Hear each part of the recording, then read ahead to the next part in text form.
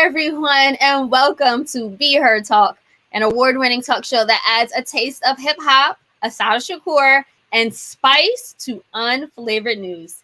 Each Sunday, we discuss race, politics, and culture from an unapologetic perspective, and we give you the opportunity to be heard. So leave your comments on Facebook, Twitter, LinkedIn, and YouTube, and we will read them throughout this show.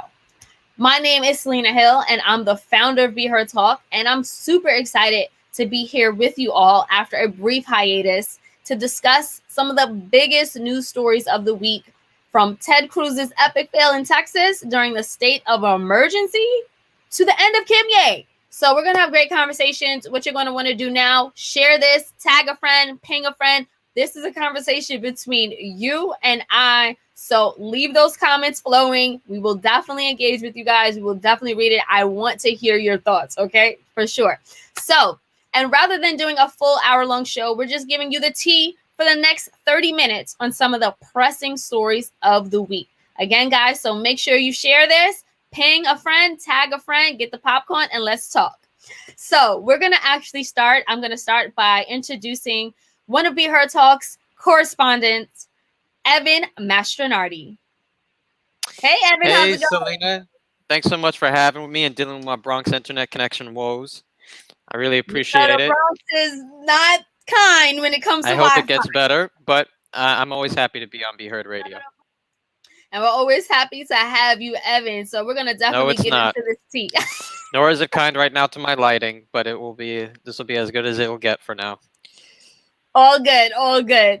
So we also have with us Damon Stubbs.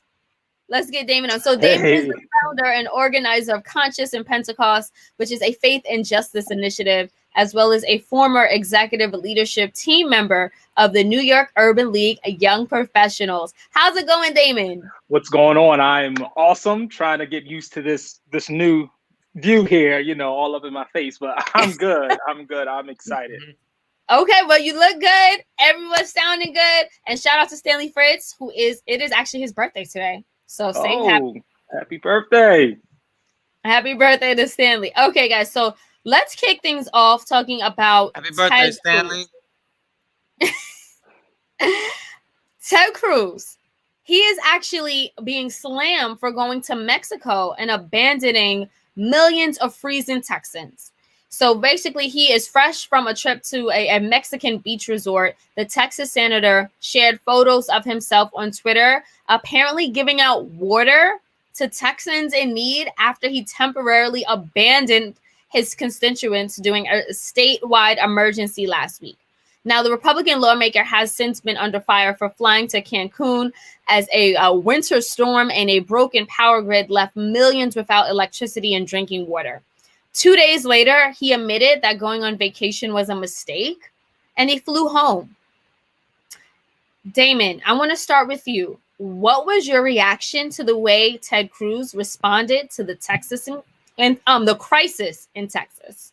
It was very typical. It was unfortunate. It was disheartening. It was pretty whack.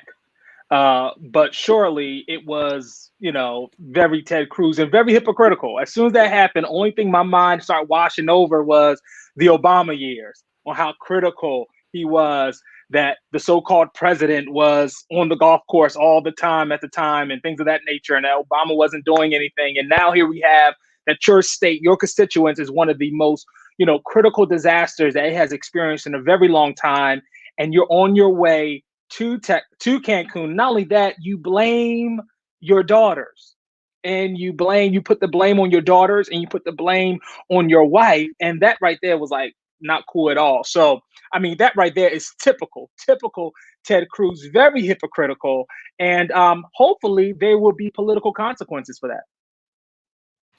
We'll see. Talking about political consequences, Evan, I definitely want to get your voice in here. I know, Evan, you were having a little Wi-Fi trouble, but what was your response to Ted Cruz? And to Damon's point, do you think there will be any political consequences for him totally mishandling the crisis in Texas? Evan, can you hear us? Okay, I think Evan is... No, Evan can't. No. No, Okay, no, go ahead. I don't think there will be any political consequences. Yeah, I'm sorry. Bronx Optimum doesn't want me to be real right now. Um, I don't think there will be political consequences because people won't be, there is a double standard, like was mentioned before, the Obama years. If Obama did any of this, if Obama went to another country, let alone Mexico, could you imagine the scandal? It would be the tan suit times an exponential number type scandal. So no, I think there's clearly a double standard. I'm already seeing people, including, higher Republican pundits saying things like, well, what could he have done? What could Ted Cruz personally have done? I think Denise D'Souza even went as far as to say, well, he wasn't using Texas resources. This is the best thing he could have done. So these are the mental gymnastics that are done for this. I expect no consequences. The best consequences will be what the internet does with memes because the internet's undefeated. Good point, Evan. Damon, now that Cruz has returned home, do you think it was a good decision for him to hand out water on Saturday and then put those pictures up, or has the damage already been done? I think the damage has already been done. I mean, hopefully that water didn't come from Cancun, but that's another situation. But I think Cruz too. I know. His irresponsible self. Right. The damage has already been done, and it's quite. It looks bad now. It looks very performative. It looks like, oh, I'm photo op of me, passing out water. The best thing Cruz could do is make sure that he becomes an advocate and he cooperates. What he should do is become a partner with this Biden administration and put himself in front like Chris Christie did to say, hey, in the middle of a situation of a crisis, I know I have political differences, but I'm willing to work together for the bettering and the improvement of my constituents during this crisis. That, I don't know who's advising him, but that right there, I believe, would have been more powerful. To say that he sat down with FEMA, that he talked to the president, that he's working hard. That would be more powerful than performative handing out waters. Churches, Red Cross, Urban League, everybody handing out water. Okay, you're a senator. We need you to advocate and be in the rooms where we can. So, good point, Damon. Evan, I definitely want to, get your voice back in here. Beto O'Rourke, who narrowly lost to Cruz in 2018, who could have been their senator. He's been helping to organize emergency supplies and checking calls with residents. Meanwhile, New York Representative Alexandria Ocasio-Cortez, she raised over $3 million for Texans in need. How should Ted Cruz, who literally gets paid to represent these constituents, have reacted to this statewide emergency last week? He should have focused on those exact same efforts, building coalitions, working with the federal government, like Damon said. But merely building coalitions and working with the federal government and federal institutions that are meant for this exact moment is politicized. It's not about any more things that are supposed to be for the betterment of the nation. It's about what am I doing to score points with my base. And that's all Cruz thought. He thought it got so far detached from reality during the Trump years that working with a Biden administration is like a third rail, even to save his own country, his own state. Texas sometimes is like its own country, but to the point that AOC, who is not even a resident, is doing more than he is to do fundraising for the state. It's embarrassing. So even doing the bare minimum would have been, I don't want to say fine, but it would have been at least the par by Republican standards, but he couldn't even do that.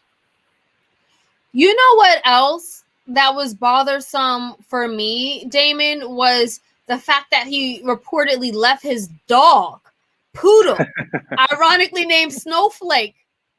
And white folks love their animals. There was an outrage about the fact that he left Snowflake home while he and his family were in Mexico.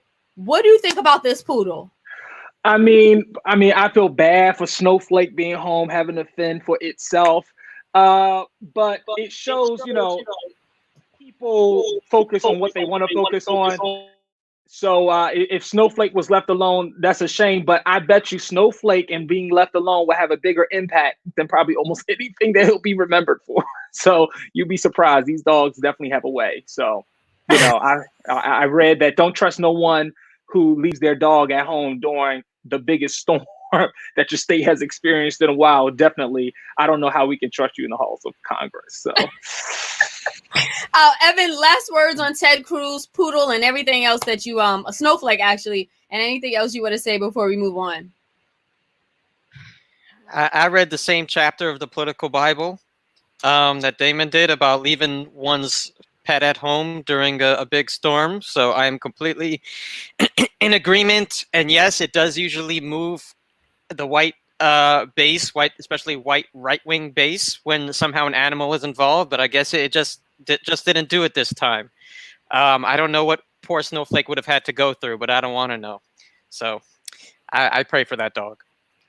Speaking of prayers, another person or people that need prayers, Kim Kardashian and Kanye West.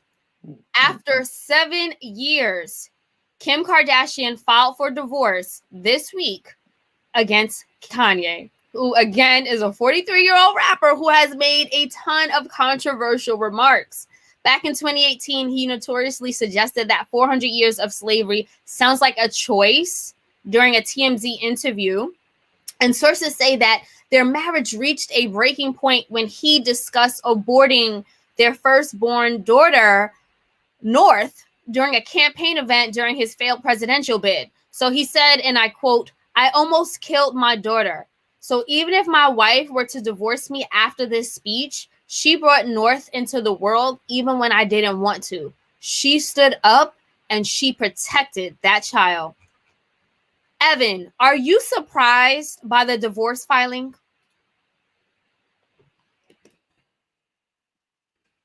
Evan, I think you're on mute. Oh, okay. Sorry, I Go did ahead. hear who you asked. Sorry about that. No, I'm not surprised. I feel like this was going to happen eventually because Kanye right now needs some time. I know this is almost going to sound ridiculous, but for privacy and introspection. And Kanye really does need that. And being I'm not going to blame Kim Kardashian. I think that's dangerous and has kind of a dose of sexism when men say, well, she drove him crazy or she drives men crazy. I think that sometimes the high profile nature of marriages into that family can exacerbate something that someone's already having a ton of issues, and then to have even more spotlight. So I think that marriage, which is in the public eye for every little thing, was not helpful to Kanye during this time. But I do think that these are still his problems, and he needs to have a lot of mental health help. I do think it has an issue there, and he needs to be alone for some period of time to be able to work with his own issues, his own demons. So I think this could actually be a good thing for Kanye, even if it means he's away from his family and his children for their own safety. Okay. Evan is sounding very positive and optimistic. Damon, is there still hope for Kanye to make a comeback in his career and personal life? I'm always on the side of being able to be redeemed and the idea of redemption and coming back and being restored. That's just something I do believe in after and if people are willing to do the work. I am no marriage counselor and I don't know what went on. Imagine if we saw the public headlines, I can only imagine what the private experience may have been for both parties. And it's always a sad situation when any marriage is dissolved for whatever reasons. But I believe that, if he's willing to do the work and they're willing to do the work, and if he needs his help, and I'm not a doctor, but though it's quite evident that there's something going on there, and I hope that he gets the help that he needs first. Before he enters into any relationship, whether it's that one again or a new one. Two whole people make a whole relationship. And so definitely I hope for Kanye's wholeness, and his wellness should be his priority. So. And yes, and I'm happy that we all feel for Kanye, but I'm not a Kardashian fan, but I feel for Kim. She had 4 of this man's kids. Like, she was in it. It's not like, okay, you had one, like, all right, you had one, whether it's intentional or unintentional. She had 4. And the youngest child is 20 months. That youngest child's not even 2. So for her already to be, a single mother, and we see this all the time in the Black community, obviously Kim is not black, but it kind of felt a little triggering because I'm like, oh no, what about these kids? Like, they it's sad when children don't, when they grow up without being in a 2-parent household. So that was my feeling about Kim. I know that she has more than enough wealth and supplies to help her, manage the children and get through this. But still, it's just disheartening whenever, children are involved. And those are black kids, by the way. So that's where I think my sympathy comes into play. Definitely. I think, on one side of me, I don't want to be a cynic. On one side of me, I want to say, Kim, did you know the risk of getting in such a marriage? Did you understand what could have been or what could be or what the result can? I know maybe there's love and all this other stuff, but I'm not sure. It's a hard situation. And I'm trying my best not to come off as judgmental because I'm not there. But there's a lot of red flags. Were there red flags before? Could you feel as though when you outweighed it, that the reward outweighed the risk? And that was something that you were willing to take on. I hate that it ended this way, but I hope he gets out. Definitely, for sure. Well, definitely do not ignore the red flags. I think that's the lesson learned here for sure. But we do want to just move on because Joe Biden says he will not support $50,000 in student debt forgiveness. Now, both House and Senate Democrats are repeatedly urging President Joe Biden to broadly forgive up to $50,000 of federal debt through executive order. But Biden has pushed back against leaders of his own party, repeating that he will only support up to $10,000 of debt forgiveness and that he would actually prefer Congress to craft the legislation. Biden most recently shot down the idea of $50,000 of student debt forgiveness during a CNN town hall. And he also argued that the funds could be better used, and I quote, to provide for early education for young children that come from disadvantaged circumstances. And he says it would, he also highlighted his $50 billion proposal to make community college tuition free and 4 years of public university tuition free for students from families that make less than $125,000. In addition, our president is also suggesting that forgiving $50,000 in student debt would disproportionately benefit students who go to elite private colleges. And he even made that argument during the town hall where he was like, well, a student from Harvard, they shouldn't be forgiven necessarily. Evan, do you agree or disagree with Biden's stance and his arguments? Why or why not? Well, I do disagree for a few reasons. One, his hesitancy to pass 50,000 via executive order seems a little arbitrary. So he's saying 10,000 okay, but 50,000 wait, I don't have unilateral support. Well, what is where is there any sort of policy that creates that $40,000 difference between executive order and congressional approval? I don't see that. So I think he needs a better reason than that. The real reason, I believe, is because he wants to show an effort of bipartisanship by passing it through Congress. But he should know who he's dealing with at this point. He is not going to get that. He needs to use executive orders the way Trump did, but for better things. He needs to use executive order to get things done. So I disagree with him on that. I also disagree with him on the idea that Ivy League students can always afford it. Ivy League students sometimes do come from disadvantaged backgrounds, and sometimes they get a full scholarship, sometimes they don't. There should be a way to qualify for this. If you went on legacy scholarship of some kind and you had some money left in debt, that shouldn't be a reason. So there are definitely ways to do this. I'm sorry. Evan, let me just interject because studies actually show that most Ivy League students actually can afford and don't even take out loans because they either get scholarships, like whatever it is, they're either wealthy enough to afford it. So actually they take out loans the least. And even those who do take out and come out with some debt, I think that their debt usually ranges between $5,000 and $25,000, whereas Black students across the board are coming out in debt, I think on average with $125,000. So, you know, there is a little discrepancy there. Damon, I wanted to get your your stance. Okay. Oh, Evan, did you want to respond to that? You can respond. I wanted to give a quick response to what you said. You're right, but this policy is for everyone. So this is why I'm saying, yes, that may be the majority, but if there is a student of color who did not get a scholarship, and I'm sure many exist, I know some who are paying off their debt who are certainly not white, and we're paying it off over time, they could still qualify for this. So because it's for everyone, someone who would fit into a certain category, including those who went to Ivy Leagues from less means and didn't get as much in support, I think should qualify for something like this. Hypothetically, yeah, but if you are coming from, if you don't have the means to go to an Ivy League school, the only way you're getting in is through scholarship, or else you just can't afford it. I had, that happened to me. Like I got into a number of really high priced schools, but they didn't give me enough money as a loan or a scholarship, so I just couldn't go. I had to, I went to a state school. Unless you qualify for a loan, I mean. So you may not get a scholarship, but you may qualify for a loan that leads some amount of debt, which is where this would come in for that particular case. That's all I'm saying. Okay.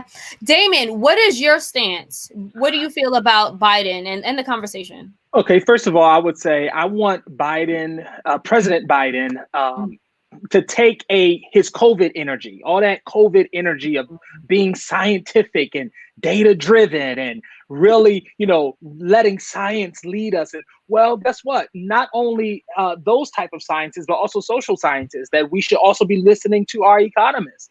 We should also be listening to those who tell us that canceling student loan debt will have a positive impact on the economy, that it will help close the racial wealth gap in this country, that you have the power and the authority to do that. So I know it's clear that President Biden is not as clear on the facts and on the data around student loan. I think he is still wrestling with the political backlash or consequences. I get that, but I encourage him to allow the data and science to drive it home for him. Also on this fact, there seems to be a disconnect. I know we're talking about Ivy Leagues here and like state schools there, but there's a lot of room in the middle, right? Mm-hmm. And if we look at the state schools, like I went to the University of Delaware's website, right? On University of Delaware website, all in is around $30,000 a year. And that's if you live in Delaware. That's a year. That's a 4-year, and unfortunately 5 years for some people. That's $120,000 to $150,000 worth of fees and tuition, right? That is for the University of Delaware. I believe the president's alma mater. I mean, that's how much it costs. If you're talking about a Howard student, right, where our Vice President Harris went, we're talking about around $45,000 a year all in. Okay, that is a lot of money, y'all. That's over $160,000 for a student to go to college. So we're not just talking about propping up people who went to Ivy Leagues here. I think there needs to be some real numbers and some real reality injected into the situation and say, no, you're pro HBCU. If you want me to go HBCU and I get accepted, expect me to have a tuition bill of $140,000, $150,000, $160,000, $180,000 to go to these HBCUs, and everything is not covered by grants. Everything is not covered by scholarship. And when I do have to take out a loan, yes, ask the Morehouse graduate with the billionaire paid, right? Where did all that debt come from for these Black men who went to Morehouse? Why was that debt when Robert Smith paid all that class of Morehouse's debt off? Why was there debt anyway? If everyone can afford it or gets grants or scholarships? No, this is the reality. And I really encourage President Biden to take a second look at that. But you know what I love about it, Selena and Evan, is that it proves how vibrant democracy is, at least on this side of the aisle. It shows that all because you're the president of the United States, guess what? I have a voice in the party to say, we don't agree with you, dog. And we're going to have to talk about this. We voted for you, but we don't agree with you. And that is the only refreshing point out of this, that you have a senator from Massachusetts and you have Senate Majority Leader saying, we don't agree with you, with our president. who's also in our party. That is the refreshing part. So, Well, thank you for that, Damon. Definitely agree with you there, and agree with the many points that you brought up. Unfortunately, we are getting down to the wire, so it looks like we have time for just one more story. We'll try to fit two in, but we need to talk Cuomo. Okay, Cuomo is being heavily criticized for mishandling the COVID crisis. Now we know New York Governor Andrew Cuomo is under fire. His administration admitted this month that it has been excluding nursing home residents who died of COVID, but didn't technically die on the grounds of the facilities from its official count of COVID-relating nursing home deaths. Since many such residents died only after being hospitalized, this had the effect of making the state's nursing home outbreak look thousands of deaths smaller than it actually was. And now this news comes after our state attorney general's office issued a report alleging that nursing home deaths had been undercounted. In addition to that, Cuomo was very slow in shutting down the state back in March 2020, which exasperated the pandemic. Evan, what do you say to Cuomo's response to the pandemic? Evan, I think you're on mute. Well, Go ahead. I Yeah, think go ahead. that it's no surprise that he tried to make it make him look as good as possible. He is a man who truly cares about his political image, and if it means reframing to be generous numbers, it's not surprising that he's done it. You know, early on there was a lot of praise for Cuomo, and I understand why, because in comparison, and the leaders we have are who we have. We can't make up new ones. He was better than other leaders when it came to directions, when it came to getting better facts out there. But that didn't mean that in an aggregate, from an objective standpoint, he was doing an amazing job. It was just in comparison. So now that, you know, we have a new president, more people have realized this is a serious pandemic that needs serious thought behind it and prevention. Now we can really be a better judge. There's no Trump now to compare him to. There's no fake federal government to compare him to. And we see, yeah, he probably changed some numbers or omitted some. And also, I don't want to take up too much time, but he also has used his power to fight anyone, threatened anyone who has wanted to go forward with exposing this, including Assemblyman Kim, who received a very, very nasty call threatening his career. And it is not surprising. We have anyone who is close to New York politics has heard this is the way Cuomo operates. And I'm glad someone finally came forward. I'm glad my state senator, Alessandra Biaggi, also came forward as well to support Assemblyman Kim.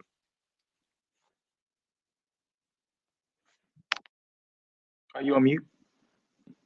Sorry about that. Great points, Evan.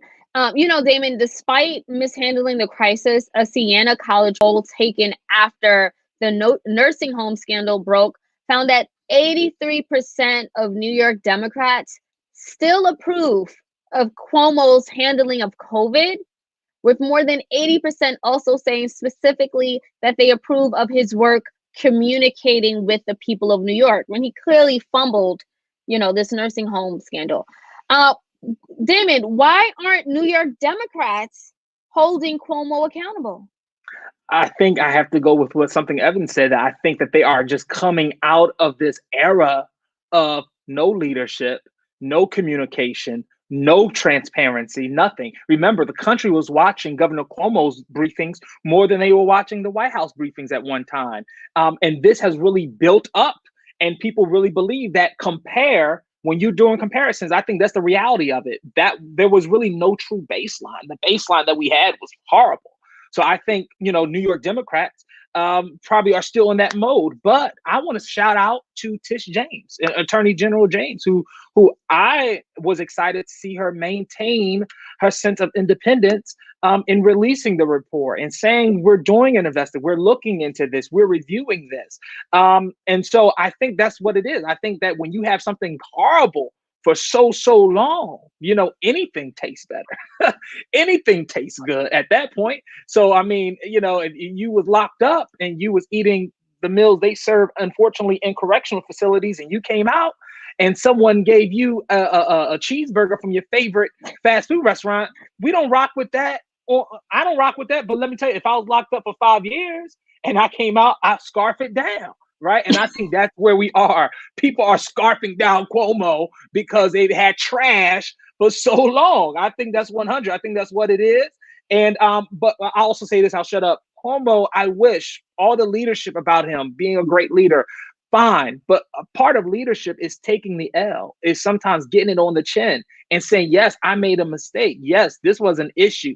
And continue in that vein of leadership. There was nothing for him to lose if he did not have to be so defensive and just took the L, took it on the chin. And believe me, he'll be surprised how forgiving people would have been. 80% plus still with him. Imagine if he would have just admitted and said, you know what, I got this. That would have been more elite. I would have been like, okay, Cuomo. But now when you doing these backroom deals and ready to threaten people and stuff, now I'm like, whoa, doc, so we'll see.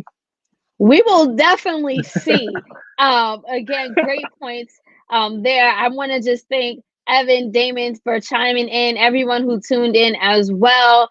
Don't worry, I know this was a shorter version of Be Heard, but we will be back and in full effect. That means a full hour next Sunday, February 28th. So meet us back here, 2 o'clock, 2 p.m. Eastern time. We have a great show, great guests. I'm not going to give too much, but the full season is actually coming back. Thank you guys. Keep letting your voices be heard. Remember, if we want to be informed, educated, and empowered, we got to get in the game. We have to understand what's happening. Educate yourself. Even the things we said here today, fact check it, Google it, and make sure that we are making the most informed decisions possible to empower our communities. On that note, I'll see you guys next Sunday.